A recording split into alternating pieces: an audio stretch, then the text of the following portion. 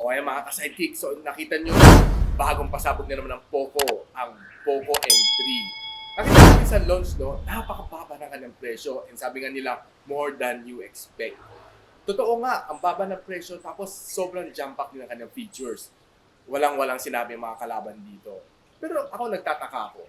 Nagsimula sila sa Poco M3. So sino nga ba si Poco M1 at si Poco M2? Buti pa si MI1 at si MI2, may MI3. Alam mo ang origin niya, si Poco M3? Hindi ko alam. Pero ito, may Poco M2 ako na ni-review. Pero exclusive lang to for India.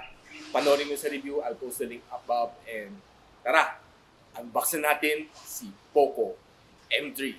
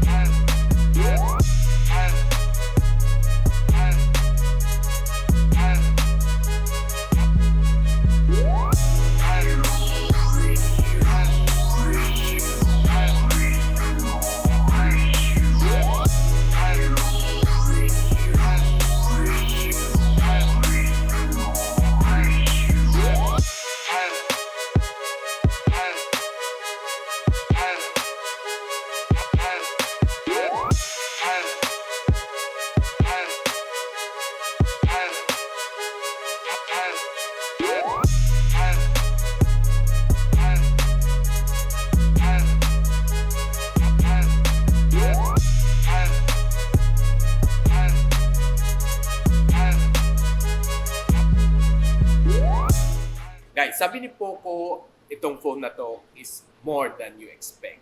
And true enough, pagtingin mo pa lang sa processor, Snapdragon 662. 11nm chip and better siya than Snapdragon 665. Which is medyo matagal na siya sa market, no? And marami pa rin gumagamit ng Snapdragon 665. Though, medyo luma na siya. Ito, iba, bagong generation siya, 11nm, mas mabilis ang speed niya. And definitely, tinignan natin sa kanyang performance. Well, sa multitasking, wala akong problema. No? Then, tinry natin mag-swipe left and right sa screen. Fluid naman siya. Pero there are times na nafe-feel ko parang may kunting lag. Tumatalon siya. Siguro, hindi pa ganun ka-optimize ang kanyang software. Maybe makukuha to sa future na software update. Pero nevertheless, masasabi ko okay lang naman siya. Hindi naman siya sobrang lag. Pero may times na napapansin ko, may kunting lag siya pag swipe ng left and right. Then tinignan natin ang kanyang Antutu benchmark. Ito ang score na nakuha natin. Well, very normal lang, no? So, probably nasa somewhere around a little bit lower than mid-range ang kanyang score, which is okay. Quite okay pa rin naman. And ito ang score niya sa Geekbench. Parang feel ko medyo may kababaan itong score na ito.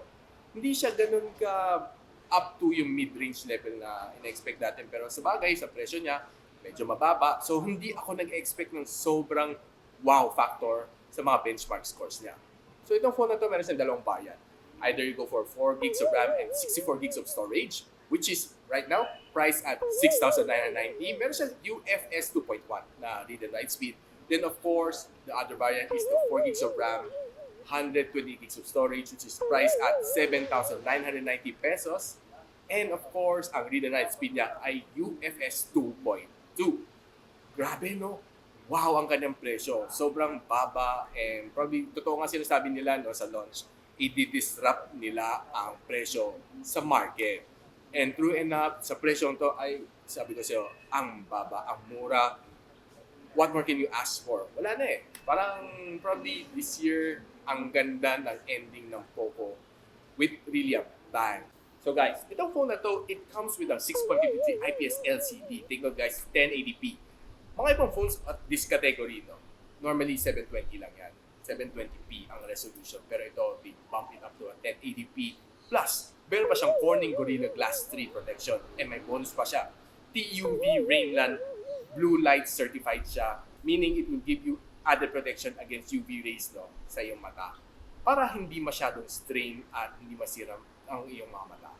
So, tinignan naman natin ang display ng phone na ito. Wala akong masabi. Under sunlight, okay naman. Nababasa ko pa naman siya. Yung hindi siya ganun kalinaw, pero masasabi ko, nababasa ko pa rin siya kahit paano at full brightness. Then, tinay natin manood ng YouTube, manood ng mga Netflix, okay naman siya. Ang viewing angle niya, wala naman kaproblema. No, medyo may kunting baba lang siya.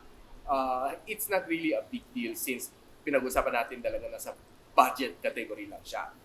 Since pinag-usapan na natin ang screen, tingnan natin ang kunting gaming. Sa Mobile Legends, mafe-feel ko okay naman ang kanyang gameplay, no? May minimal frame drops, pero yung gameplay naman, smooth naman siya.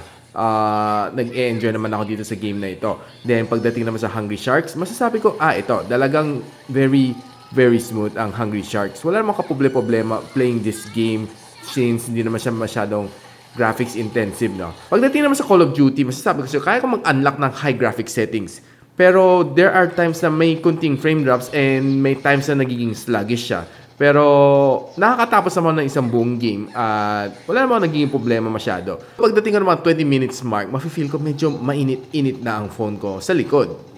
So guys, ngayon, pag-usapan natin ang camera. Ang phone na ito meron siyang triple camera. And well, hindi naman tayo nag-expect ng quad camera. Siyempre, ang pricing niya sobrang baba lang. Meron siyang 48MP na main sensor. Ang aperture niya is 1.79 plus meron siyang 6P lens. So, expect ko medyo kahit pa paano matino naman mga shots niya, no? Then, sinamahan pa siya ng 2MP na macro lens and 2MP na depth sensor para sa bokeh effect. So, tingnan natin ang mga shots natin dito sa phone na ito.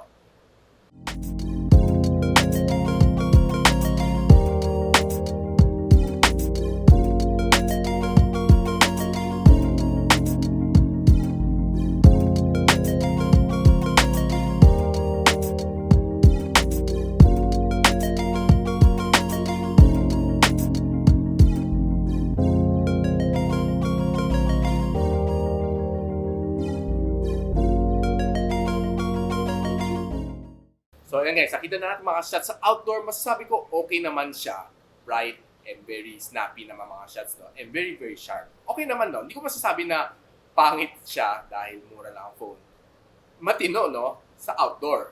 Pero pagdating sa indoor and low light, dyan na tayo nagkakatalo. Medyo grainy. May times na pag medyo mas mahina pang ilaw, mas grainy pa. So, I can see na itong phone na to, good lang siya only for outdoor use. Pagdating sa indoors, medyo wala na. Mahina na talaga. Unless bigyan mo ng konting matino na lighting. Other than that, medyo grainy na talaga ang dating niya. So, try natin ang selfie shots, no?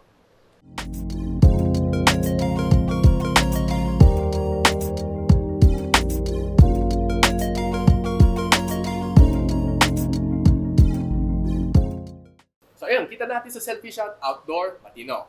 Bright, clear. Pero, pagdating uli sa night shots, at sa madilim, doon na naman nagkakatalo. Grainy na naman siya. So, hindi pa rin ganun ka-optimize ang camera niya for night shots. Then, silipin natin kunti ang kanyang video camera.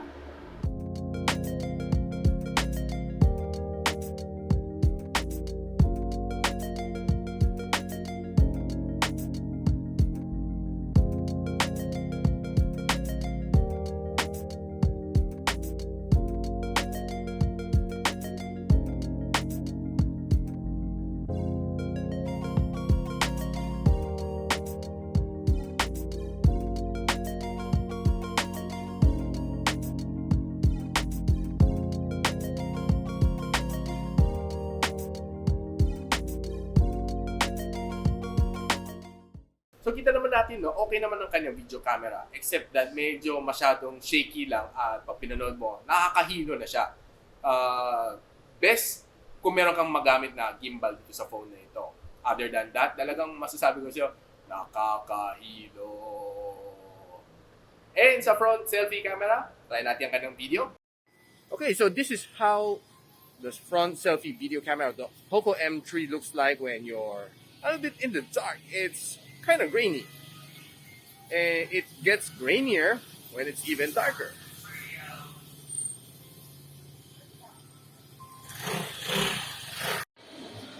This is how it looks like when you're using the front camera of the Poco M3.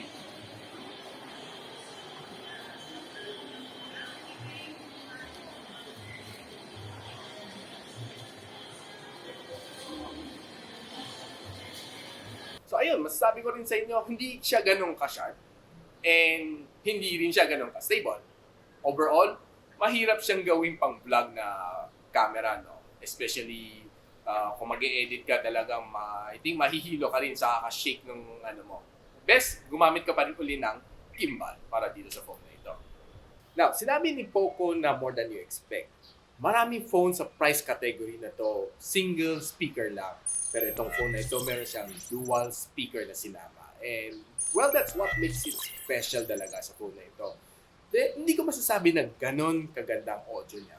Though, pananood ka ng mga YouTube and nanood ka ng mga videos, okay naman siya dahil dalawang speaker niya. Kahit paano mas malakas siya kaysa sa single speaker lang. Then, sinama pa siya ng 3.5mm audio jack, which is very, very nice. Kasi ako, kahit paano, wired headset pa din ang gamit ko compared sa mga Bluetooth. Kasi, one, hindi mo kailangan i-charge. And two, mas magandang sound resolution ng mga wired na headphones. Now, tingnan natin ang performance ng side fingerprint scanner na ito. Well, decent naman siya. Pero hindi siya yung ganun kabilis kasing bilis ni Poco X3. Pero pwede, it still gets the job done. Itong phone na to, meron siya 6,000 mAh of battery. Grabe, whopping, ang laki. Siguro siya na pinakamalaki sa kanyang price point. Then sinaman pa siya ng 18 watts of fast charging capability.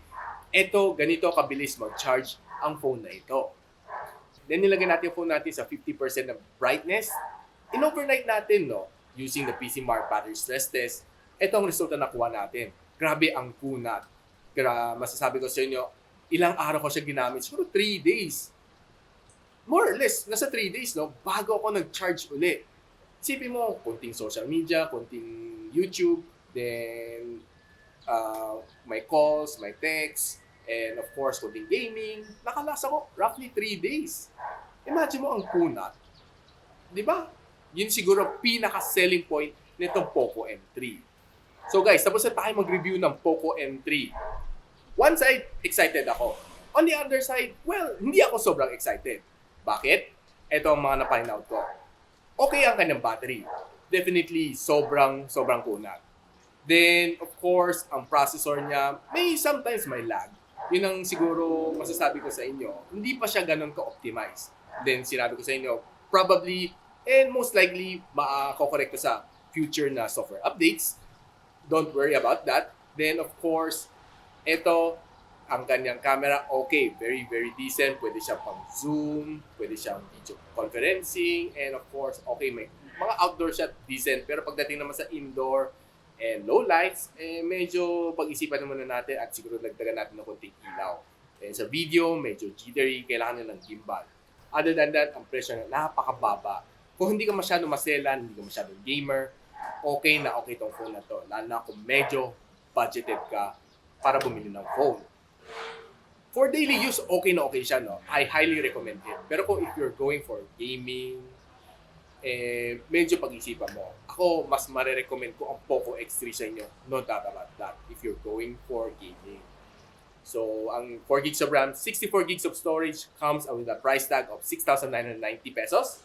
And yung kanyang counterpart, 4 gigs of RAM, 128 gigs of storage, comes with a 7,990 price tag. So, mabibili natin to sa Shopee and Lazada official ng Xiaomi.